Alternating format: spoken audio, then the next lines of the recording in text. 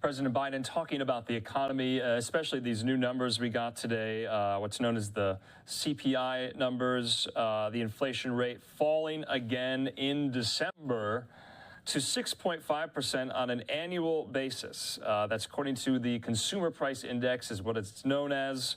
So that's down from 7.1% in November and down from a 9.1% peak back in June of last year. Let's talk about this even further. Joining us now with Potomac Core Association Consulting, Dan Veroni, friend of the program. Dan, good to see you. Thanks so much for coming on to talk about these numbers. The last time you and I spoke about the inflation numbers, I think was back in November. I had asked you, are we going to keep seeing some of these decreases in the annualized inflation rate? You were somewhat skeptical. You think it's too early to tell, but this is significant today, is it not? Sure. Look, let's take news, good news wherever we can get it, Andrew. Yeah. But here's what I want to look at.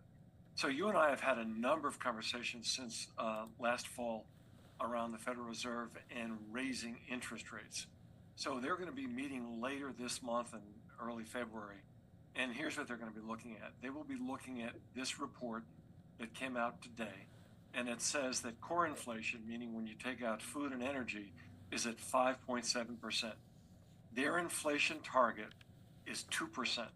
So this 5.7% is almost 3 times the inflation target. So what that means is we're likely to see more increases in the Federal Reserve rate. And what that means is higher costs for loans, higher credit card costs, higher mortgages, so on and so forth. But what I really want to emphasize is that inflation is still here. It's still 6.5% higher than it was 12 months ago. I read the report thoroughly today a few times, and while the report is encouraging, the key drop came from gasoline prices. Now, we all follow gasoline prices. I follow Gas Buddy and Patrick DeHaan.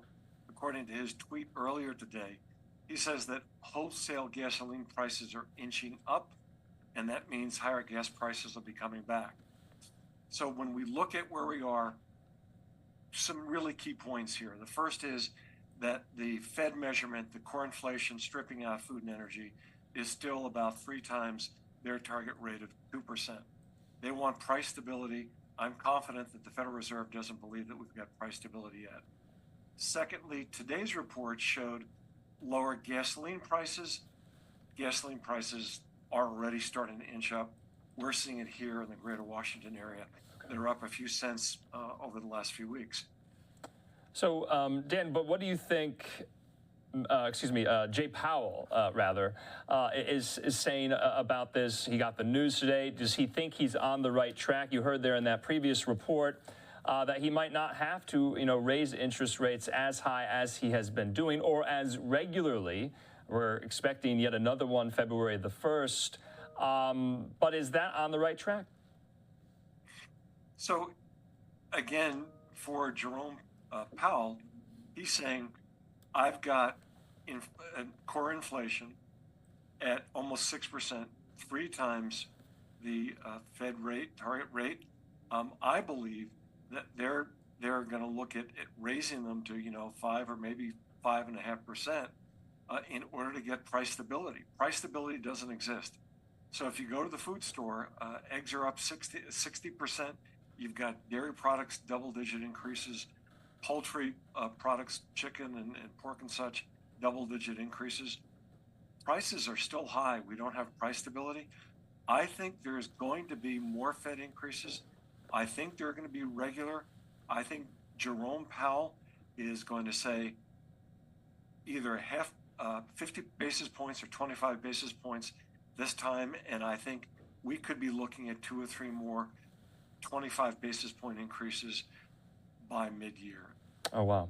Yeah, that's the thing, because, we kind of parse through all this data, especially yourself there.